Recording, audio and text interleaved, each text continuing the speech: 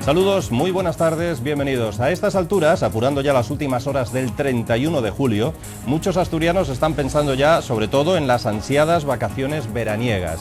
Para muchos, esta circunstancia se está aprovechando para debatir lo que sin duda es uno de los proyectos más importantes de futuro para nuestra región por su coste y por los efectos nocivos que, según los ecologistas, puede ocasionar al medio ambiente. Hablamos de la macroincineradora que debe construirse en Asturias para deshacerse de los residuos que generamos y que no se pueden reciclar. Hablaremos de este asunto en primer lugar en nuestro informativo por su importancia, pero además hay otros temas que conocemos ahora en nuestro sumario del día.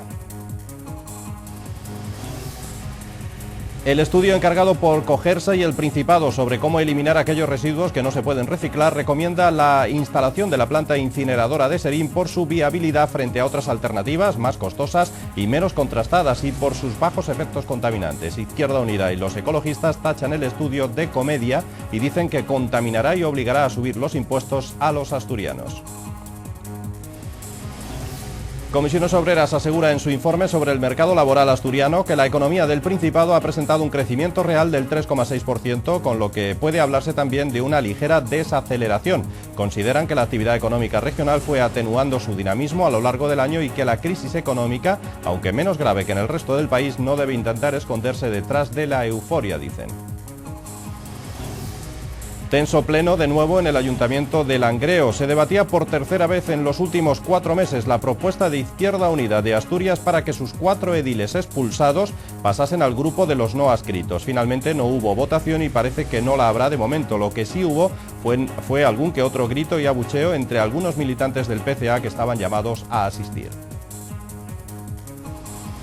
Comienza en toda España la operación salida, la más concurrida del verano. En Asturias se calculan unos 600.000 desplazamientos a los que habrá que sumar las salidas a la playa, ya que además se prevé buen tiempo. Para velar por nuestra seguridad y evitar además los actos delictivos, habrá en las carreteras alrededor de 3.000 agentes y un helicóptero de la Policía Nacional.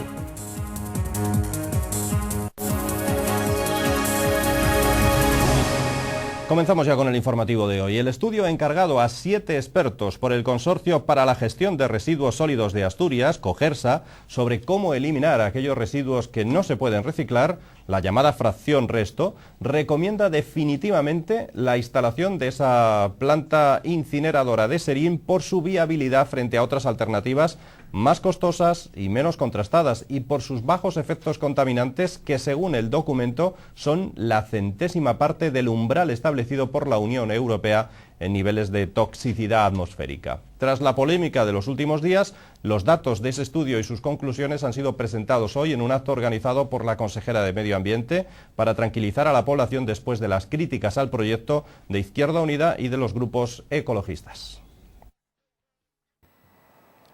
La Consejería de Industria y Empleo y Cogersa han presentado el estudio realizado por 6 catedráticos de universidades españolas y extranjeras en el que se plantea la incineración como mejor opción para deshacerse de los residuos sólidos urbanos que no son aprovechables, la fracción resto.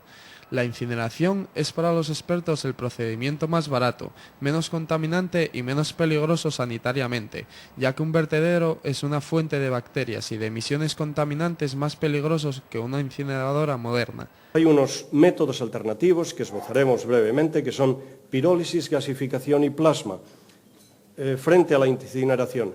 Ya les puedo decir de antemano que todos esos métodos están en fase de planta piloto. Y en esas explotaciones de planta piloto son métodos generalmente muy caros y las plantas no llegan más que a las 75.000 toneladas como límite máximo. Asturias genera en torno a 500 toneladas de residuos sólidos urbanos al año, una cantidad que se va incrementando en torno a un 13% cada año como en cualquier país desarrollado. Por eso se ha tomado la iniciativa de una incineradora como las que vienen funcionando desde hace tiempo ya en otros países de Europa, aprovechando además la energía que se desprende del proceso. Precisamente en unos momentos en que no tenemos energía, cualquier fuente auxiliar que pueda producir esa energía hay que aprovecharla. Y esto lo están haciendo ya numerosos países, es decir, no vamos a ser pioneros en casi nada de esto. La posibilidad de un vertedero controlado es considerada como obsoleta y solo se contempla como última opción por la directiva europea. Así las cosas, esta misma tarde a las 5:30 comenzaba en las oficinas de Cogersa la reunión extraordinaria de la Junta de Gobierno de Cogersa para informar a los 78 ayuntamientos que integran el organismo sobre las conclusiones del estudio. Según la consejera, se trató de poner sobre la mesa los procedimientos asociados a la solución para la gestión de la fracción resto de residuos tras el agotamiento del vertedero en 2015, y es que Cogersa planteó la pasada legislatura la construcción de dicha planta con capacidad para quemar anualmente 450 toneladas de residuos no reciclables, que supondría una inversión de 250 millones de euros y entraría en funcionamiento en el 2010. Fuera de la reunión han continuado las críticas de los ecologistas e Izquierda Unida al entender que se trata de aprobar una polémica instalación justo en el último día de julio.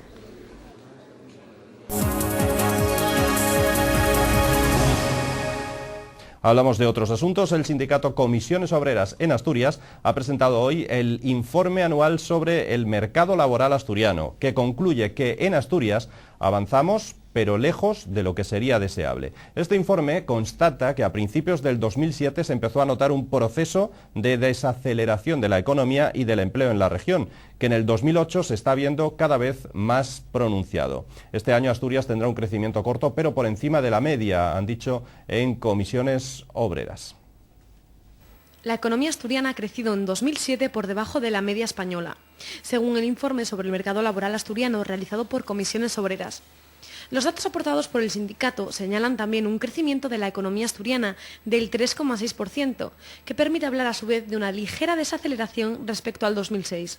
Yo creo que a la vista de lo acontecido en estos últimos periodos, no merece la pena hacer ningún tipo de prospectiva en cuanto a crecimientos económicos, porque el propio Gobierno nacional y el propio Gobierno regional están igual que con un yo-yo, permanentemente revisando cuál puede ser el crecimiento económico en nuestra comunidad autónoma o en España. El informe señala también que la estructura productiva asturiana está aguantando mejor la crisis, aunque moderará sensiblemente su ritmo de crecimiento en los próximos años. Desde Comisiones Obreras de Asturias pensamos que lo que hay que hacer es adelantarse a las situaciones, actuar desde nuestro acuerdo para la competitividad, el empleo y el bienestar en Asturias, y este Gobierno regional no lo está haciendo. Antonio Pino, dentro de una línea de actuación, defiende la idea de adelantar la obra pública, poner en marcha medidas en relación con el empleo y la siniestralidad, además de actuar sobre la vivienda. En lo referido al sector, afirma que el Gobierno está incumpliendo el acuerdo social con su decisión de aumentar el precio de las viviendas un 8,78%. Por su parte, UGT, de Comisiones Obreras, nos vamos al sindicato UGT, su secretario general en Asturias, Justo Rodríguez Braga, ha calificado como injustificada la subida de más del 8% de las viviendas de protección oficial que se está planteando desde el Gobierno regional. Considera que este procedimiento llevaría a un endeudamiento mayor de las familias. Además, considera que uno de los elementos principales para combatir en la medida de lo posible la crisis de la construcción es que los empresarios comiencen a apretarse el cinturón en los beneficios. Para mantener los equipos técnicos, para mantener los profesionales del sector, es necesario que se mentalicen los empresarios del sector de la construcción inmobiliaria que tienen que tener los próximos años, próximo año y medio o los próximos 2 años, un nivel de beneficios menores que los que hubo en estos periodos pasados. En vivienda protegida sigue habiendo demanda y hay unas importantes ayudas que les acabo de enumerar ahora mismo, y por lo tanto se hace, pues, yo creo que accesible, pues, para trabajadores de renta media con necesidades de vivienda, se hace posible si es este precio. En el momento que el precio se dispare, pues ya se hace imposible, porque ante la crisis, el endeudamiento familiar y, en fin, la gente que puede quedar en el desempleo en los próximos meses, pues lógicamente se va a notar. Por lo tanto, hay que aguantar el tirón y quienes más ganan, quienes tienen mejores posibilidades,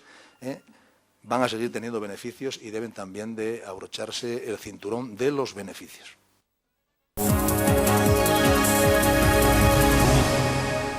Tenso pleno de nuevo el de hoy en el Ayuntamiento de Langreo. Se debatía por tercera vez en los últimos 4 meses la propuesta de Izquierda Unida de Asturias para que sus 4 ediles expulsados pasen al grupo de los no adscritos. Finalmente no hubo votación y parece que no la habrá mientras no haya una decisión judicial sobre este tema. Lo que sí hubo fue algún que otro grito y abucheos entre algunos militantes del PCA que estaban llamados a asistir a este pleno. Siguen en el mismo punto. Por tercera vez en los últimos 4 meses, el Pleno del Ayuntamiento de Langreo debatía la propuesta de Izquierda Unida de Asturias de que los 4 concejales que han sido expulsados pasen al grupo de los no adscritos. Y de nuevo, ninguna decisión. Simplemente se dio cuenta de la situación. La última fórmula que se elige por parte de la alcaldesa presidente, en este caso del Pleno, y la fórmula de dar cuenta. De dar cuenta porque, lógicamente, la papeleta que se le venía encima a determinados grupos políticos significaba que en este marco se iba a escenificar lo que nosotros veníamos desde hace bastante tiempo denunciando. Y es que por parte de una mayoría absoluta de este ayuntamiento se quería deslegitimar a 4 concejales que pertenecían a una misma organización política, pero que al parecer habían cometido el grave delito de dimitir. Sin embargo, desde el Partido Socialista se cree que los problemas de Izquierda Unida deben resolverlos ellos solos y que no debe ser la corporación quien decida qué hacer con estos concejales. Por fin ustedes han dado un paso que se les exigía de esta corporación y que este portavoz les apuntaba hace ahora un mes. Vayan ustedes a los tribunales ordinarios. Al fin han decidido dar el paso. Al fin, después de un mes de pedírselo a este mismo portavoz, han decidido ustedes acudir a los tribunales. Pues que ellos les demos, le quiten la razón. Pero, por favor, no conviertan una actitud política de la corporación lo que es una actitud política de su grupo político. La decisión provocó el malestar de algunos de los asistentes al pleno y obligó a la alcaldesa a llamar al orden. Serénese y tranquilícese, porque esto es una cuestión que quizás le está llevando un poquito más apurado de lo que usted preveía. Mucho más tranquilo estaba el Salón de Plenos del Ayuntamiento de Gijón, que acogió el debate sobre el estado del municipio, en el que tanto equipo de gobierno como oposición hicieron un balance de las políticas llevadas a cabo durante los últimos 12 meses. Así, tras el resumen realizado por la alcaldesa, el Partido Popular en la oposición habló de promesas incumplidas. Su portavoz criticó, entre otros asuntos, el retraso en la convocatoria de examen de la oferta de empleo público, la no creación de empleo o la subida en un 54% del presupuesto destinado a personal eventual y de confianza, que calificó de agencia de colocación del PSOE asturiano. Por su parte, la alcaldesa de Gijón ha reconocido que los efectos de la crisis se evidencian en varios indicadores, entre ellos en la recaudación de los impuestos ligados a la actividad económica. No obstante, señaló también que desde el inicio de mandato se han creado 3.200 empleos y ha relacionado con la actual crisis los datos negativos del último mes, por lo que opina la alcaldesa que la actual prioridad del equipo de gobierno es el fomento del empleo.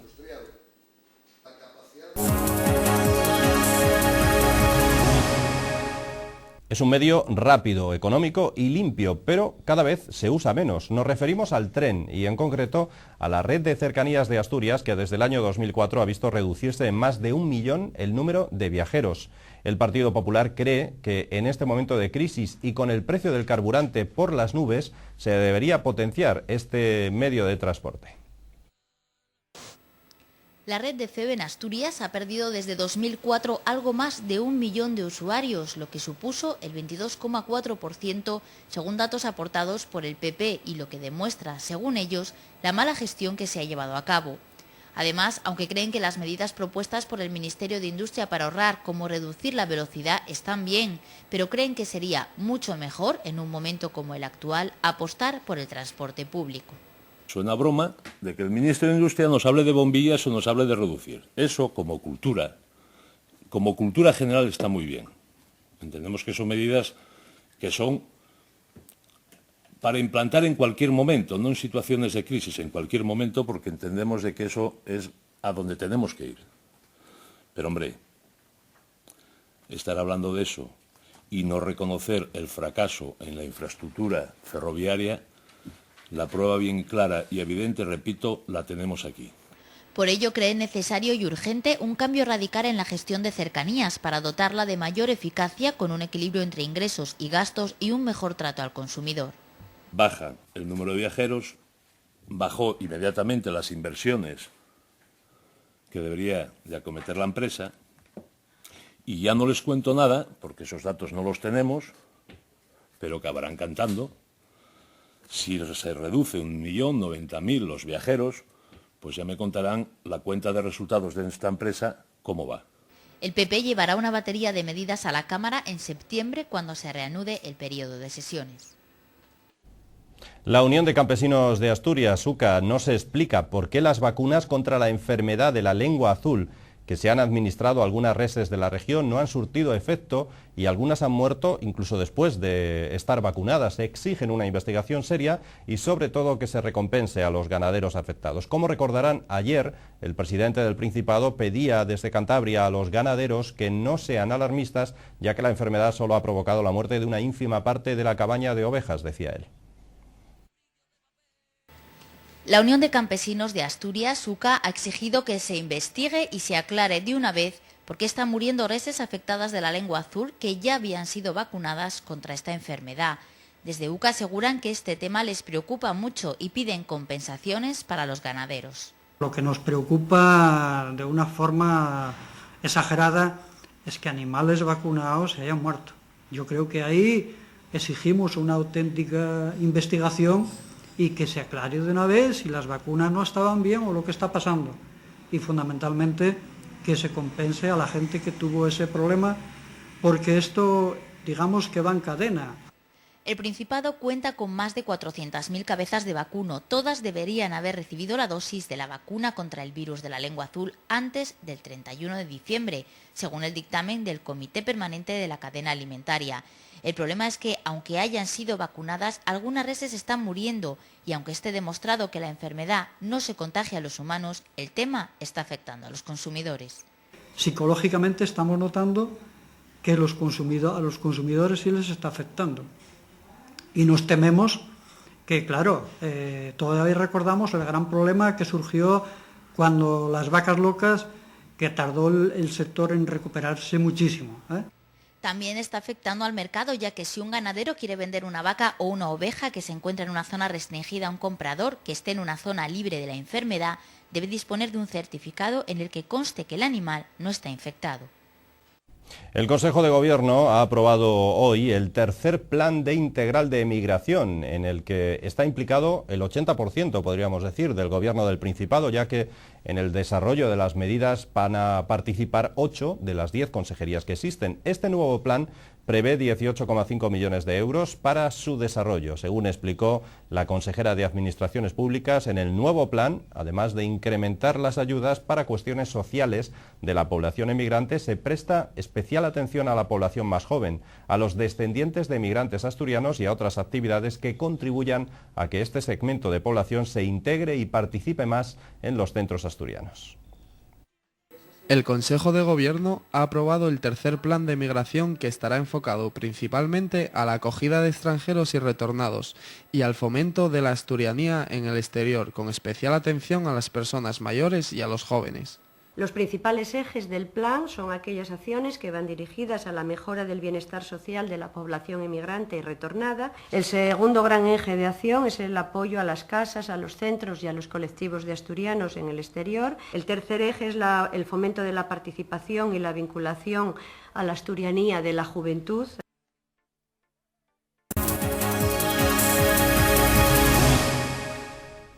En nuestra entrevista de hoy toca hablar de literatura o de novelas, de cómo entretenernos en estas vacaciones que comienzan para muchos.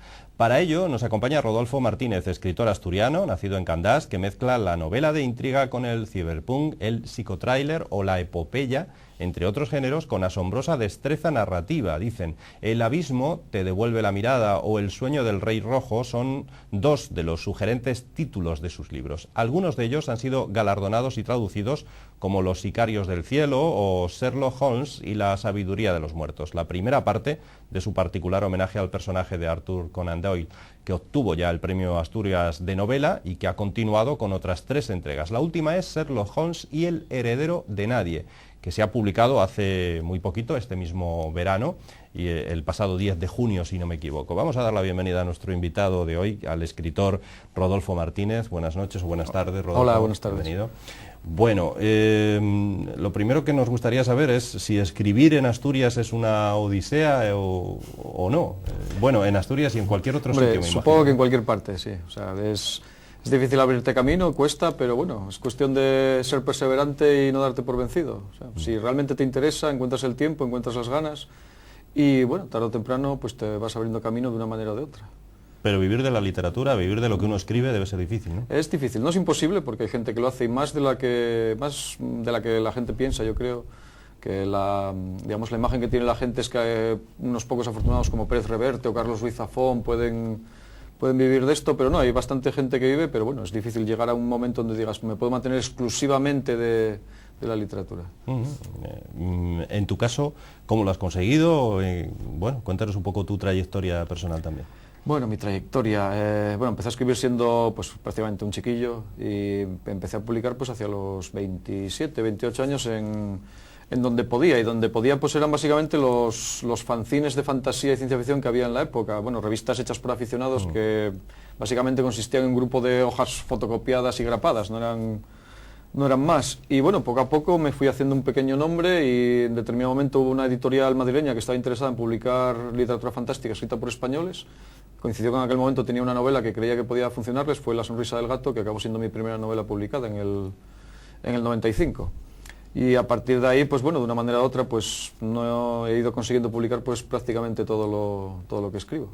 Bueno, que en ese aspecto creo que soy afortunado. Uno tiene que escribir en cierta medida pensando en eso, en que tiene que vender los libros y que tiene que comer de ello, o no, debe ser un poco una dicotomía y un poco... Sí, es una especie de lucha. Por una parte, evidentemente, tienes que escribir lo que te apetece escribir y como te apetezca escribirle. Al primer, digamos, tu primer lector tienes que ser tú mismo. Tú eres el primero que tiene que quedar satisfecho. No traicionarte, ¿no? Exactamente. Tú eres el primero que tiene que quedar satisfecho con tu trabajo. Pero al mismo tiempo la literatura no deja de ser una forma de comunicarse, y comunicarse tienes que necesitar un interlocutor. Entonces no escribes para ti, no escribes para el cajón, para dejarlo ahí guardado, escribes para un público y bueno, en cierta manera no debe condicionarte, pero sí hay que tenerlo en cuenta. Es un equilibrio muy difícil. Bueno, ¿cómo defines a tu novela? Porque, dicho de otra forma, si nos vamos al Corte Inglés a comprarla, ¿en qué estante en concreto la encontramos? Buena pregunta, porque además la clasificación del Corte Inglés a veces es un poco caprichosa. Recuerdo haber encontrado una vez en la sección de ciencia ficción En busca del tiempo perdido de Proust, que como puedes ver de ciencia ficción tiene más bien poco. Por el título alguien les lo Pero apareció. sí, por el título vieron aquello tiempo perdido y dijeron, bueno, tiempo, ciencia ficción, pues nada. Pero bueno, supongo que lo más lógico sería que estuviera o bien en novela policíaca, porque bueno, tiene elementos claramente de thriller, de intriga, de misterio. También es novela fantástica. E incluso podríamos meterla en novela de aventuras o novela histórica, porque bueno, hay una parte que se desarrolla en los años 80 del siglo XIX en el oeste americano, con lo cual podría incluso encajar dentro de novela histórica. Bueno, no sé si conocías el dato, pero parece que en Asturias el número de lectores está por encima de la media nacional. Eso... No, pues la verdad es que no lo conocía y bueno, me alegro. Bueno, es una buena noticia, sí, ¿no? En una región que no tiene demasiadas buenas noticias, que parece que a veces va a la cola en muchas cosas, pues... Sí. No, sí, la verdad es que es una noticia estupenda. Es una buena noticia. Bueno, no sé si además has participado en algunas de las numerosas ferias del libro que se celebran en Asturias y no sé qué te parece. Hombre, generalmente suelo participar en la Semana Negra. La Semana Negra, normalmente coincide que en los últimos años pues mis novelas se han ido publicando en primavera o muy a principios del verano, entonces bueno, el momento perfecto para presentarlas habitualmente es la Semana Negra. Y el sitio ideal. Y el sitio ideal. Además siempre he tenido buena relación con Paco Taibo, el director del festival, y bueno, pues llevo viniendo a la Semana Negra, no sé, yo creo que unos 10 años aproximadamente. Y luego, bueno, me he movido por la Feria del Libro de Madrid en algún momento, pero por ejemplo, la Feria del Libro asturiana nunca he estado, no... Y como te comentaba antes, fuera de cámara, pues no conozco mucho lo que es la... conoces mucho, ¿no? De la literatura asturiana, no, de los escritores asturianos. De la escena literaria asturiana, por llamarla así, sí. La verdad es que conozco poco. Hay algunos nombres de oídas, pues por ejemplo Ricardo Méndez de Salmón, que ahora mismo está funcionando muy bien tanto a nivel de crítica como de público y que bueno, lo conozco personalmente, no hemos tenido mucho trato, pero sí en su momento publicamos en el mismo fanzine, curiosamente. Pero otros nombres que pueda haber y sobre todo la literatura ya que se escribe directamente en asturiano, ya no en castellano, la verdad es que desconozco Desconozco bastante, por mi culpa, quiero decir, debería quizá interesarme más, pero bueno, como siempre me he movido fuera de Asturias a nivel editorial, pues estoy un poco descolgado de ese aspecto. Por cierto, ya que hablabas de la Semana Negra, este año hubo alguna polémica con su ubicación, con el contenido de la misma. ¿Qué opinas de todo eso? Hombre, es un tema difícil, es un tema complicado. Y polémica la va a haber siempre, yo creo. La Semana Negra ha crecido de tal manera que, bueno, lo mismo que despierta enormes simpatías en algunos sitios, va a despertar enormes antipatías en otros.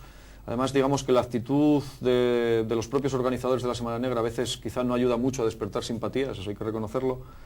Pero bueno, cualquier cosa tan grande como esa que tenga éxito va a despertar antipatías, es inevitable. Y el problema de la ubicación lo veo un problema peliagudo, porque efectivamente donde están es un sitio donde no se puede quedar, porque efectivamente se molesta a los vecinos, eso es cierto. Y sacarla de la ciudad me parece un error, porque uno de los grandes atractivos de la Semana Negra es que puedes ir caminando a ella. Estás en la playa tomándote un bañito, te pones la camiseta y te das un paseo hasta la Semana Negra. Entonces tener ya que pillarte un coche, un autobús para ir fuera, eso creo que va a reducir el número de visitantes sensiblemente. No sé al final en qué lugar se ubicará, ni dónde, ni de qué manera. Se hablaba de Viesques, quiero recordar. Pero yo creo que sacarla de la ciudad sería un error y la afectaría gravemente. Se habla también mucho de su contenido, si realmente es literario, cultural, o ya ha pasado a ser una celebración donde además... Eso es una de las viejas polémicas de hace años. El problema que, bueno, para mí no lo es, yo creo que a mí me gusta tal y como está, es que efectivamente hay una cantidad bestial de lo que podemos llamar juerga, si quieres, lo que es la feria, los chiringuitos, los bares y tal. Pero curiosamente todo eso, toda esa juerga sirve para financiar justamente la parte cultural. Y la Semana Negra funciona precisamente por esa mezcla. Digamos que en cierta manera la fiesta financia la cultura, cosa que me parece muy interesante. Y en cuanto a que cada vez hay menos literatura, menos cultura, te voy a apuntar solo un dato. El número de librerías en los últimos años ha ido creciendo.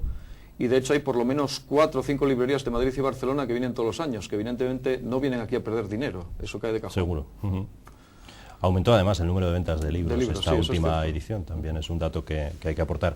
Bueno, hablamos ya, si te parece, de tu última novela. Cuéntanos un poco acerca de ella. Pues bueno, como has dicho antes, ahora es la 4ª novela de Sherlock Holmes que escribo. Nunca planteé hacer una serie, la verdad. En su momento, allá por el 94, creo que fue cuando escribí Sherlock Holmes y la sabiduría de los muertos, que ganó al año siguiente el Premio Asturias de Novela que concede la Fundación Dolores Medio.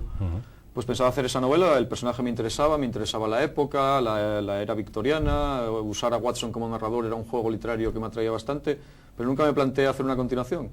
Años más tarde surge la oportunidad de que Bibliópolis, ahora Lamut, reedite la novela, la reviso. Y en ese momento pues empieza a surgir la idea no de una continuación directa quizá, pero de seguir escribiendo cosas sobre Sherlock Holmes. Y eso me lleva hasta aquí, hasta esta 4ª novela. Es una novela en la que, bueno, sin novelas anteriores había explorado, digamos, la madurez del personaje y sobre todo su vejez en la segunda y en la tercera, pues tenía ganas de explorar la juventud de Sherlock Holmes. Entonces, bueno, presentaron Sherlock Holmes joven, que todavía no es quizá el super mega detective que conocemos a través del cine y de la literatura, quizá un poco inseguro de sí mismo y que en cierta manera está buscando su lugar en el mundo. Y la idea es esa, jugar un poco con un Holmes pre-Holmes, por llamarlo de alguna manera. Un Holmes que todavía no es el gran detective y que acabará siéndolo. Mi idea es que al final de la novela, en cierta manera, entronque con el inicio de las aventuras de Sherlock Holmes tal y como las conocemos. ¿Es una novela para el verano, ahora que muchos se van de vacaciones, para cogerla en veranito y leerla de una...? Yo creo que sí. Una de las cosas que siempre procuro con todas mis novelas, otra cosa evidentemente es que tenga éxito o no, es que sobre todo, por encima de cualquier otra cosa, sean entretenidas. Y una de las cosas que me obsesiona como escritor es el ritmo, encontrar el ritmo adecuado que haga que pilles la novela y a las 3 o 4 páginas descubras que estás enganchado y que no puedes parar de leerla. Las críticas que hasta ahora he tenido van en ese aspecto, que quizá de las 4 novelas de hecho sea la más tragapáginas, por llamarlo de alguna manera, y creo que sí, que pues una lectura bastante amena y entretenida para este verano. Bueno, y para el otoño y para el invierno, para cualquier época. Se escribe un poco por modas, ahora parece que está de moda, pues a raíz de lo del Código Da Vinci, pues escribir acerca de temas... La intriga esotérica, exacto, digamos, sí, por llamarlo sí, bueno, evidentemente las modas funcionan, y bueno, basta ver cualquier librería, te acercas al estante de novedades y en determinado momento te encuentras que hay novela histórica por un tubo, al día siguiente pues es eso, la intriga esotérica, mañana puede ser, yo que sé, las aventuras de capa y espada, el tecno-thriller a lo Michael Crichton, y las modas funcionan y evidentemente hay escritores que se dejan llevar por ellas buscándose pues sus garbanzos, cosa que me parece muy legítimo, no tengo nada en contra. Mi problema es que no es que yo sea de una integridad moral brutal y diga, no, yo nunca me dejaré llevar por las modas. El problema simplemente es que una de mis características fundamentales como escritor es que necesito divertirme a mí mismo escribiendo. Entonces tengo que escribir lo que me apetece, lo que en ese momento me pide el cuerpo. A veces tengo suerte y coincide con una moda, y a veces, pues mira, la suerte es peor y el libro que escribo pues quizá no está tan de moda o no va tan en la racha de lo que se vende en ese momento. Pero en el momento que me aburro a mí mismo escribiendo, que me aburro, digamos, como primer lector de lo que escribo, pues dejo de escribir, no puedo seguir. Entonces, quizá en ese aspecto, no sé si es una suerte o una desgracia, no me dejo llevar mucho por las modas. ¿Hay ya próximos proyectos, próxima novela? Próxima novela, bueno, tengo alguna novela escrita más. De hecho, bueno, poco después de esta se publicó otra, El abismo en el espejo, que es un thriller con ciertos elementos fantásticos ambientado en una ciudad que, bueno, nunca digo el nombre, pero cualquiera que la lea se dará cuenta que es Gijón. Y cosa que ya hice en su día con Los sicarios del cielo. De hecho, es una serie que tengo más o menos planteada, que se desarrolla en una especie de Gijón mágica, digamos, y que tengo una tercera novela escrita que, bueno, ya veremos si a lo largo de este año hay salida para ella o del siguiente, cuando sea. Y luego, bueno, estoy dándole vueltas a una idea para una novela histórica, ambientada también aquí en Asturias de los principios de la Reconquista, y que, bueno, estoy trabajando en ello, ya veremos qué sale de ahí. De momento nada nuevo relacionado con esta saga de Sherlock Holmes. No, Sherlock Holmes creo que con 4 libros de momento, y digo de momento porque en su día, cuando escribí el segundo, me preguntaron si iba a haber un tercero y dije categóricamente que no, y bueno, estamos en el cuarto, o sea que de momento quiero dejarlo descansar una temporada. Es posible que acabe volviendo al personaje, no me sorprendería, pero bueno, creo que de momento 4 libros está bien.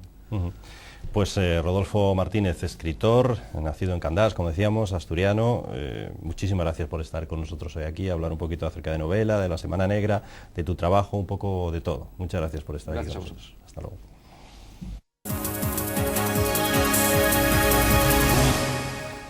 Desde las 3 de esta tarde está en marcha la llamada Operación Salida, la más concurrida del verano asturiano. Se calculan unos 600.000 desplazamientos a los que hay que sumar las salidas a la playa. Además es que se prevé buen tiempo para estos próximos días.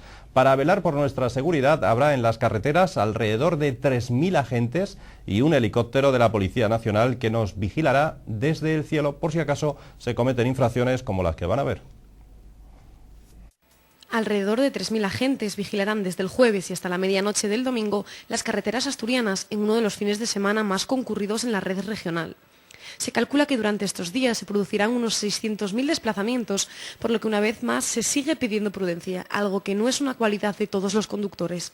Lo que tenemos que pedir a todo el mundo pues es prudencia sobre todo estos días, sobre todo cuando hay aglomeraciones de vehículos, un poco de paciencia también, porque sabemos que hay alguna obra, aunque esos días no las hay, sé que hay, sobre todo saliendo hacia Galicia, hay puentes que se están desdoblando y que se producen retenciones, un poco de paciencia a todos los conductores, hombre, y que para que no se vea también pues, sus vacaciones pues bueno, estropeadas por un accidente, por una imprudencia.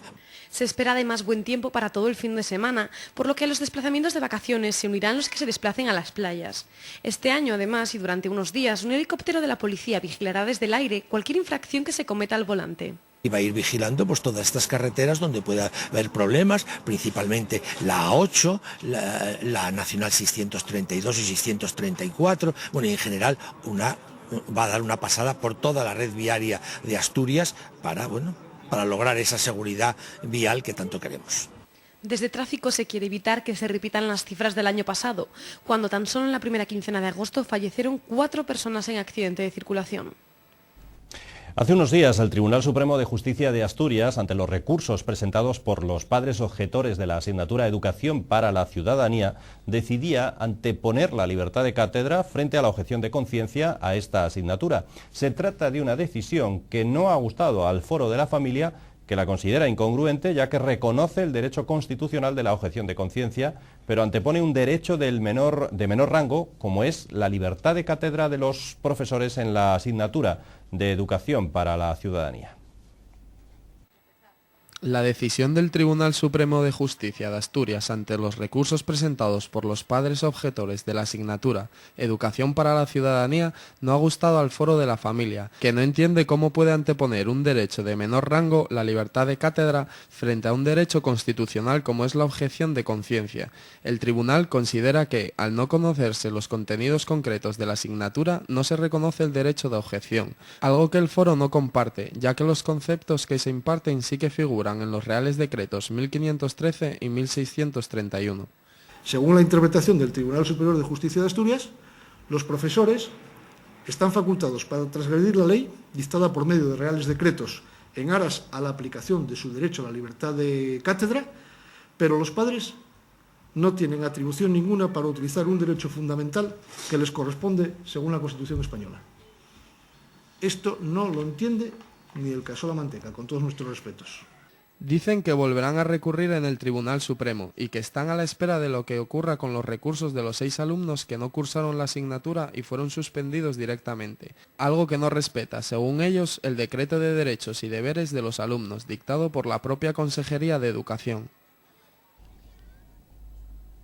Por otro lado, la Asociación de Parkinson de Asturias ha recibido hoy la visita de Gabino de Lorenzo en la nueva sede que les ha cedido el Ayuntamiento de Oviedo en la calle Ámsterdam. Le han agradecido la cesión, pero también han aprovechado para reclamar que se reserven al menos 2 plazas de aparcamiento para el centenar de socios que acuden a las terapias. La nueva sede lleva en funcionamiento desde el 2 de junio, pero no será inaugurada hasta septiembre o octubre. El alcalde ha querido visitarla para conocer cómo es el día a día de una asociación que considera tan importantes las terapias de rehabilitación como los tratamientos farmacológicos. Por eso ya se ofrecen allí actividades lúdicas, ayuda psicológica o fisioterapia a los socios y a partir de septiembre se empezará con cursos de yoga y tai chi.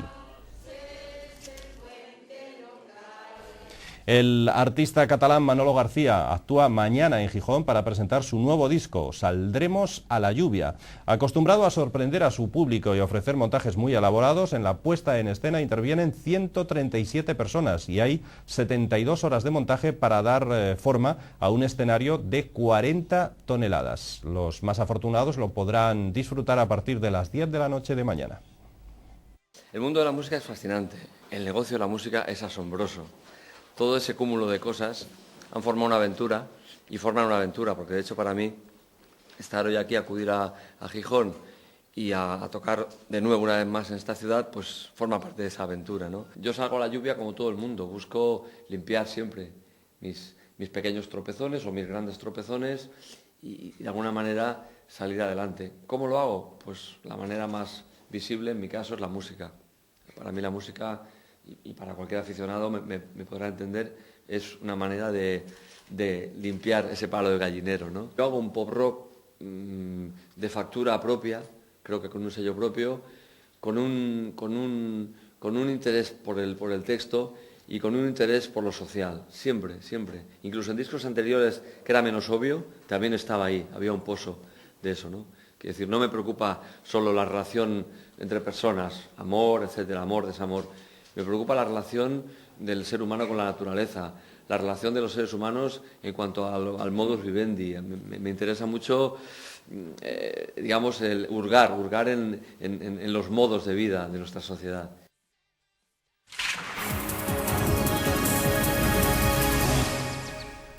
La Agencia Estatal de Meteorología prevé para mañana, el primer día del mes de agosto, en Asturias cielos nubosos o muy nubosos, con posibilidad de precipitaciones débiles y ocasionales durante las primeras horas, sobre todo más probables en la mitad oriental. Sin embargo, habrá apertura de grandes claros por la tarde.